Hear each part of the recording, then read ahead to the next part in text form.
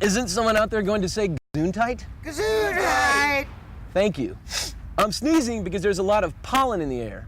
You've probably heard of hay fever, right? That's just the name for what you get when you breathe in pollen grains and you're allergic to them. So what is a pollen grain? And why is there so much of it in the air? Have a look, and I'll show you. These are pollen grains magnified a few hundred times. Pollen grains are the way many plants reproduce. Plants can't move around, so they depend on other things to move their pollen. Wind is one way to move pollen. But wind pollination is not too efficient because who can tell which way the wind blows? So the best way for a plant to make sure that its pollen gets carried to the right place when transported by the wind is to produce zillions and zillions of tiny, very light pollen grains. Most of these end up on the ground or on your car or up your nose. Gesundheit! But some of them make it to the right place, the female parts of a flower of the same species. Plants are pretty clever in tricking various animals to move their pollen around for them.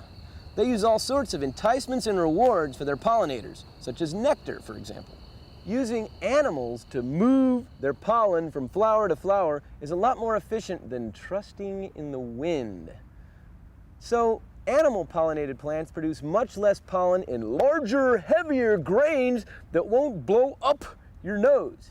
And my nose thanks you for that. Insects are probably the most important pollinators.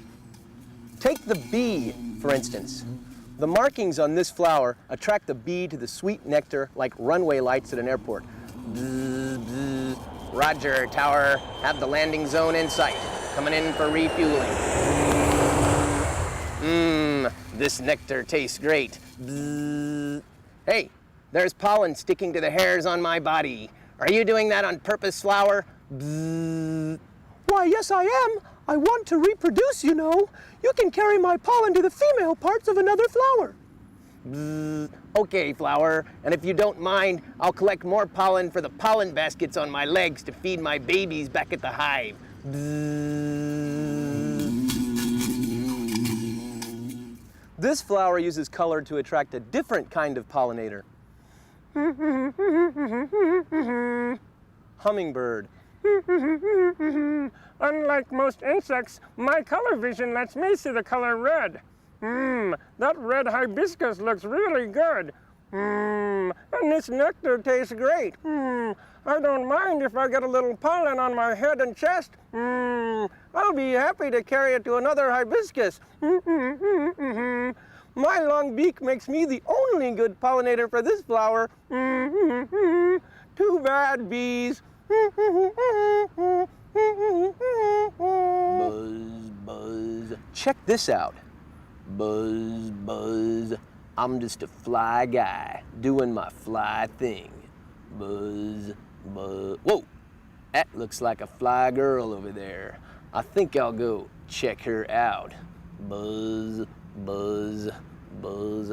Hey, baby, what's a nice fly like you doing on a plant like this? Buzz, buzz. But you're not a fly at all.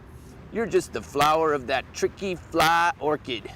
You're nothing but a female impersonator. And now I got pollen all over my body. Bzz. I'm out of here. Bzz. Lucky for the fly orchid, flies have short memories. When the fly sees another fly orchid, it'll fall for the same trick. And when it lands, it'll spread the pollen. Despite what most people think, not all flowers smell sweet. Take this little stinker. Please. This is the flower of the Brazilian birthwort, and this is another kind of fly. I think I smell my favorite food, rotting fish. Where could it be coming from? I think it's over there. Hey, this isn't rotting fish. I'm falling down a tube. and these downward pointing hairs are trapping me. And now I'm trapped inside the flower, and I'm getting pollen all over my body. Help me! Help me! Our story has a happy ending. The next day, the flower withers, the hairs relax, and the pollen-covered fly escapes. If the birthwort plant is lucky, the fly will make the same mistake, and the pollen-covered fly will pollinate another stinky flower. Colors, shapes, smells, and the birds and the bees, all just to keep a plant species going. Now that's what I call flower power, dude. I'm Dr. Howie Do It, and that's how we do it.